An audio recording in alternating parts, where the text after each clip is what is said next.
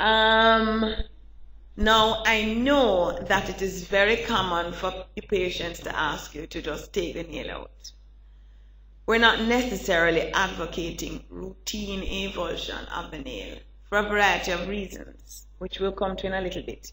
But there are definite, clear reasons why you may want to do partial or total avulsion. And you want to do avulsion when you have fungal foci. The fungal foci, as I mentioned earlier, are going to present some amount of resistance to your oral antifungals. So you basically want to decrease your pathogen burden. So you get rid of those. You may want to do partial or total avulsion in a situation where you have very markedly dystrophic nails. You may also need to do some amount of debridement when you have significant subungual debris. And of course, when you have onychomycosis, you do want to do some amount of avulsion there as well. All right, and so what it does is it decreases the pathogens. It helps with your drug penetration. Now that you can get better visualization and access of your bed, you can treat the bed as well, and by two techniques, chemically or surgically. Now, I personally prefer chemical avulsion of the nail. I prefer it because you can more readily get to adherent nail without having to cut and cause a lot of trauma. You can do partial avulsion of the nail very easily. And how that works is that 40% urea with bifonazole is used. It comes pre-packaged in a kit, which is done by Bayer, called Mycospore Onychomycosis. I'm sure all of you have been experiencing difficulties getting a lot of skin drugs.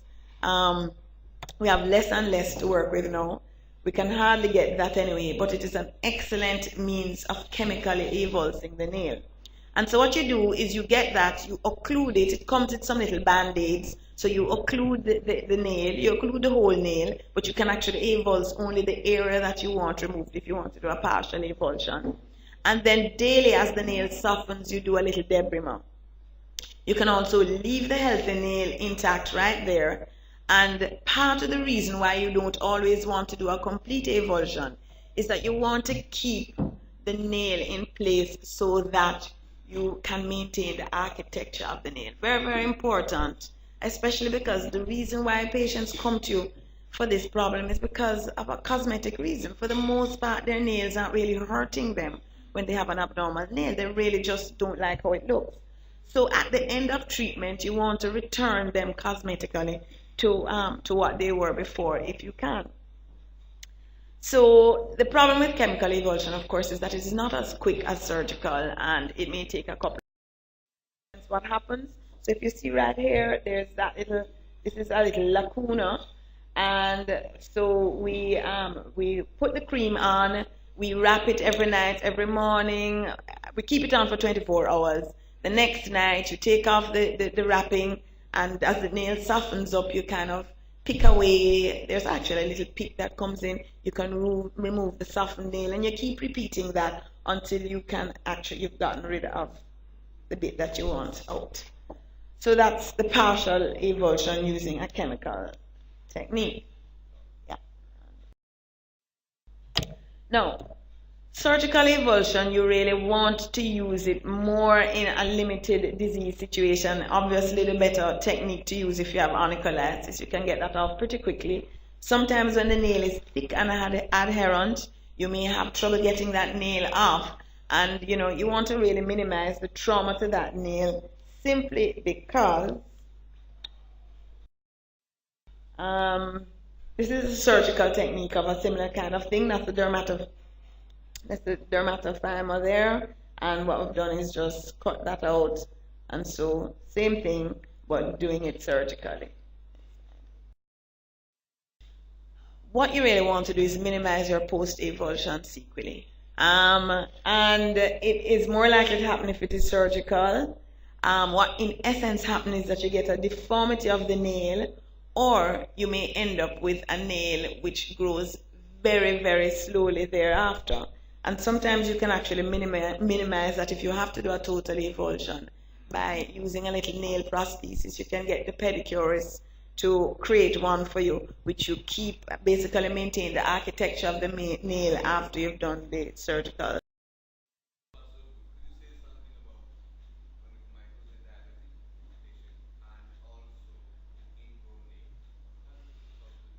Yeah, I mentioned a while ago that the main reason why your patients are going to come is because of cosmetic concerns.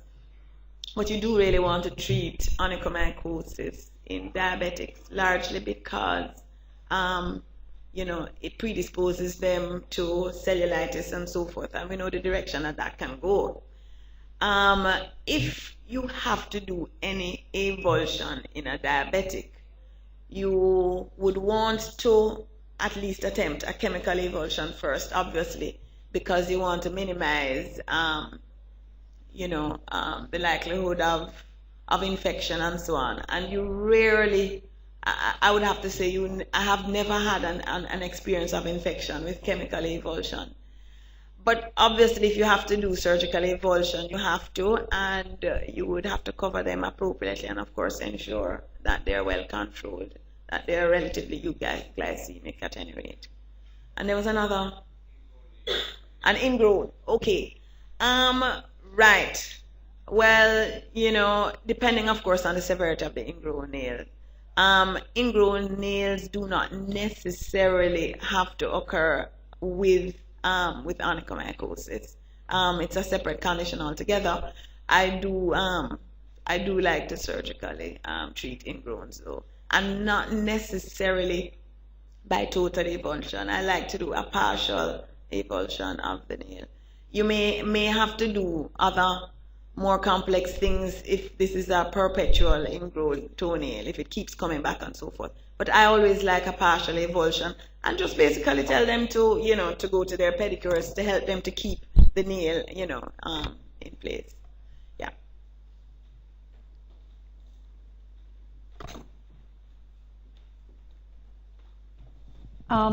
I didn't know we could get the chemical avulsion here. Sounds like we can't most of the time.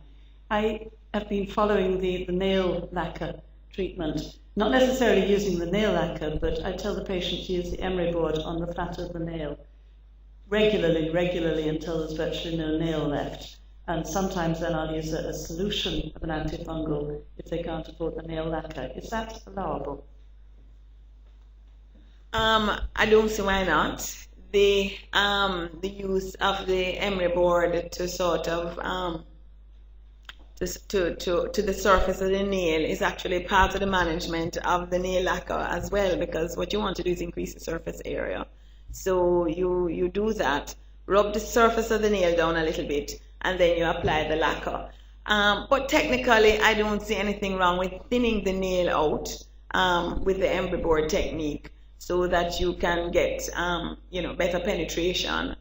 I like the lacquer because it actually, so the lacquer is like an 8% preparation, and the solution is like a 2%. So you're already starting off there with a little bit of advantage. But yeah, I think that your approach absolutely could work. Yeah. Okay.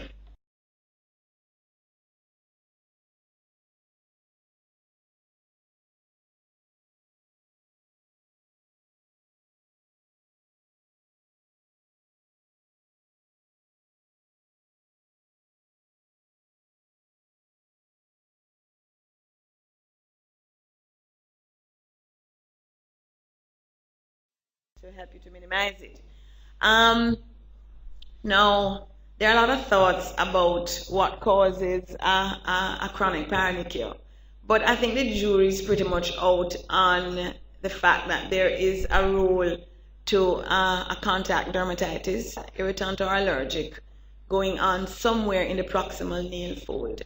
And because that seal, that cuticle, is not in place, stuff gets down in there, causes this reaction, and then it results in the presentation that we see. And invariably, as I said, because you have matrix involvement, you're going to get an irregular dystrophic nail. Now, it is clear that there is some contribution also to Candida species because it does somehow improve the results that you get when you use a little azole, topical or orally. So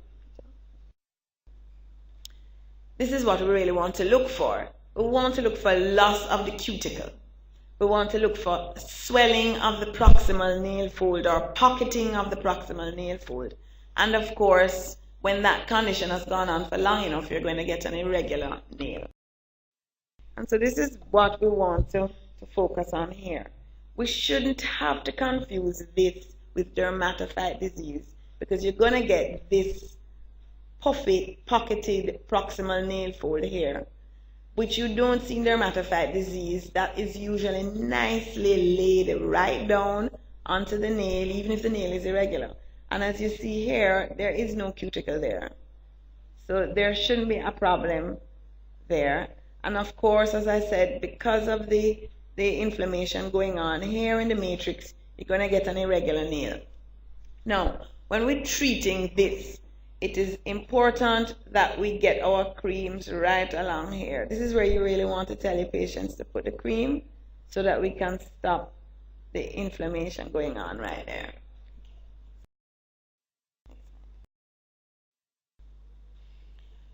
Oftentimes, patients come in and they don't want to take anything by mouth, and we have to respect that. But realistically, what can we tell them are reasonable outcomes from topical only management? If you have a patient who comes in with very, very early disease, there is no reason why we might not be able to get away with treating them topically, but very early. The slightest onychomycosis, very slight, distal and lateral, that should happen. If they have superficial white, where the invasion, as I mentioned, is really through the surface of the nail, we should be able to get away with, especially with your technique, Mary, where we get rid of pathogen burden and then we topically treat, especially with a lacquer.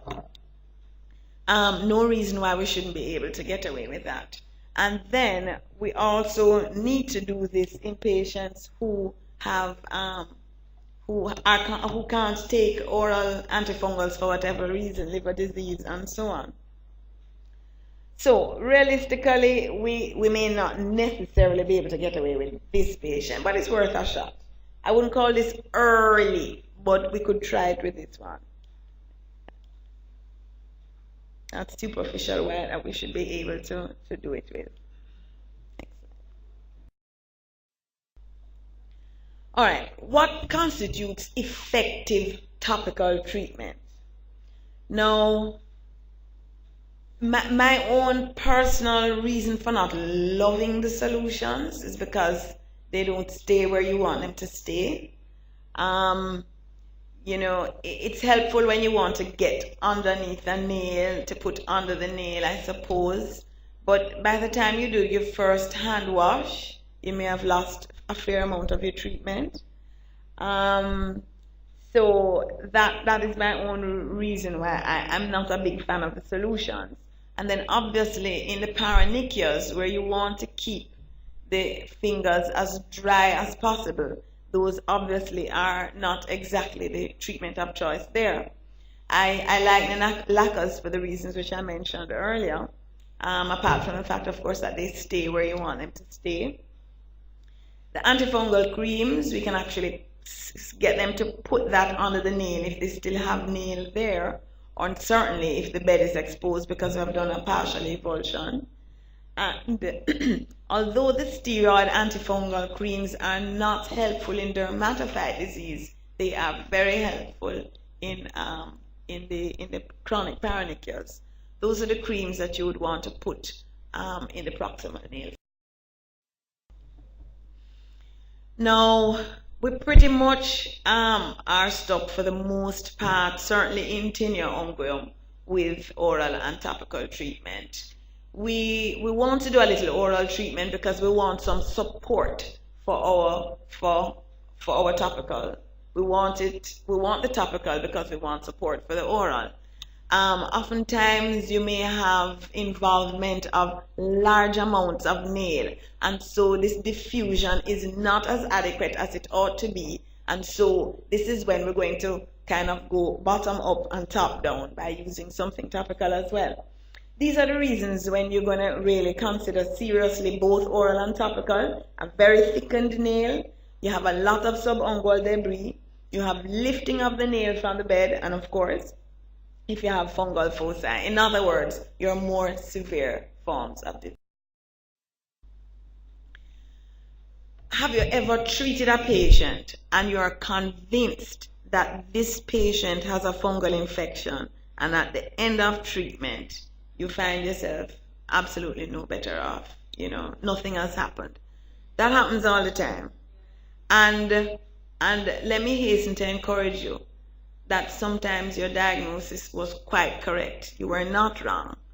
But it is well established that a certain percentage of patients with fungal infections, even after effective treatment, are still not going to do well. And these are the reasons why. They have fungal foci which we have not adequately dealt with. They have lateral disease. I'll come back to that.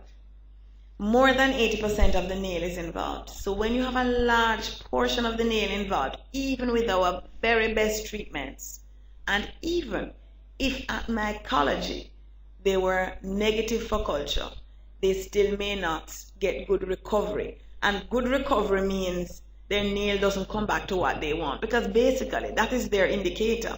I mean, they're not really interested in, if you're culture negative. They want their nail to look the way it was before. If you have marked onychomycosis, sometimes with the best of everything, you still can't get that nail coming back. Severe dystrophy, thickened subplate keratosis, lots of buildup under there. And of course, if you have nail matrix involvement, when you have significant damage to that nail matrix, even after you've treated that patient, that nail still does not grow back normal because of the chronic inflammation. Lateral disease is when the lateral borders of the nail plate, which are areas where there is not as good drug penetration taking place after oral administration. So when you have a lot going on the edges, you are less likely to get the sort of results that you want. I would call this the big three.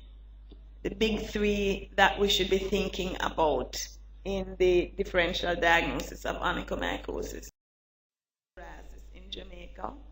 But let me tell you, the Lord bless and keep you if a patient presents to you with psoriasis of the fingernails only, because you will be hard pressed sometimes to tell the difference clinically. And if they have no other skin lesions, maybe one of the things that you can ask them is, do you have joint pains?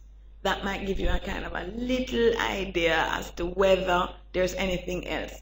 Finger joint pains, because they may have finger joint disease in association with nail disease in the absence of lesions elsewhere. This patient actually has skin disease as well, but as I said, clinically it can mimic an onychomycosis in every way. Yeah. Lichen planus, maybe less so, but it is another cause of dystrophy of the nails. And here we see a lot of longitudinal ridging. That's typically what lichen planus does, as well as causing pterygia of the nails. 20 nail dystrophy, and patients with 20 nail dystrophy may not necessarily present with dystrophy of all 20 nails. So they may have 2 or 3, but they may have some on the toes and some on the fingers. But once again, what we learned in medical school still holds. If you sit down and really take a good clear history, if they have a fungal infection, they must have got it from somewhere. If they have no fungal disease on the soles of the feet or in the webs, if they don't visit the manicurist or pedicurist, if they and especially if they are a younger patient, then you need to really think very hard as to whether or not this really is a fungal infection. And if we are to have pretty feet, these are